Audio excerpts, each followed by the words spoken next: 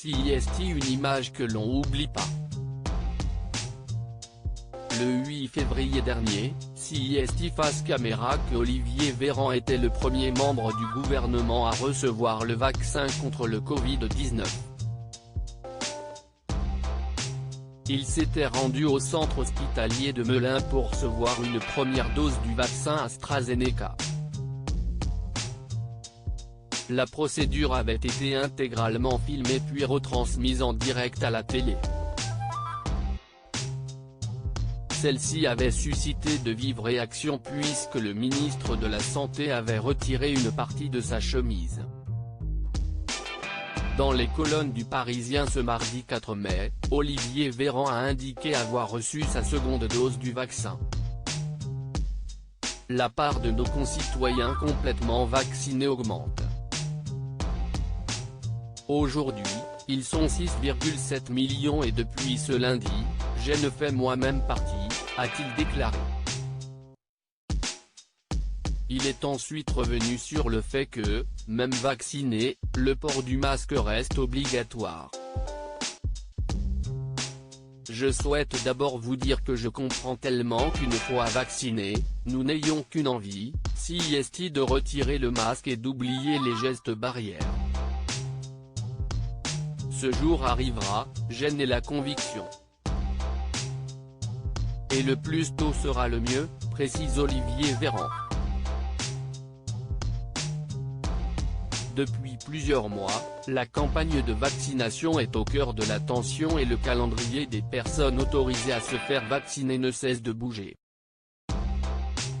Suite aux réticences de la part des Français au début, nombreuses sont les personnalités qui n'ont pas hésité à se faire vacciner face caméra, dont par exemple Line Renaud.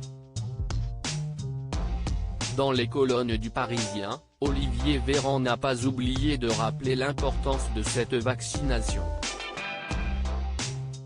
De nombreuses études en vie réelle sont en cours dans le monde pour déterminer la part de réduction des contaminations dans les populations vaccinées. Nous savons que le vaccin est extrêmement efficace contre les formes graves. CIST, une certitude, lance-t-il d'abord. Nous pensons que la vaccination permet également de réduire la contagiosité du virus, donc les contaminations, donc l'épidémie, ajoute-t-il ensuite. Il précise toutefois que, comme l'indique le Haut Conseil de la Santé publique, HCSP, il est très important de continuer à nous protéger, pour protéger les autres, notamment les plus fragiles et les personnes qui ne sont pas encore vaccinées, conclut le ministre de la Santé. Un retour à une vie normale prochainement ? Depuis ce lundi 3 mai, le déconfinement, qui se fera en 4 étapes, a débuté. Celui-ci va évoluer le 19 mai prochain, avec le décalage du couvre-feu à 21 h, la réouverture des terrasses et établissements culturels. Le calendrier annoncé par le gouvernement prévoit une fin des restrictions sanitaires pour le 30 juin prochain.